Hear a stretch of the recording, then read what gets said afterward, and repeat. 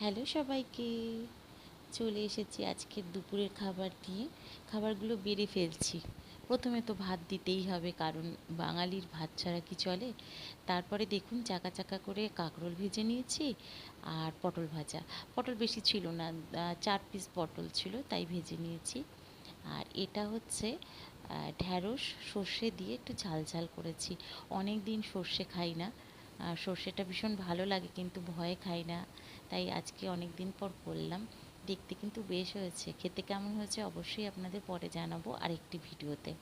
এবার বাটি বসিয়ে দিয়েছি। এটা কি বলুন তো, এটা হচ্ছে চিচিঙ্গে দিয়ে আজকে মুসুর ডাল করেছি। এর আগে আমি চিচিঙ্গে দিয়ে মুগ ডালও করেছিলাম, আমার আরেকটা ভিডিওতে হয়তো আপনারা দেখেছেন। তো আজকে মুসুর ডাল করেছিলাম, আর রসুন পেঁয়াজ লঙ্কা সব ফোড়ন দিয়ে মুসুর ডাল চিচিঙ্গে দিয়ে করেছি।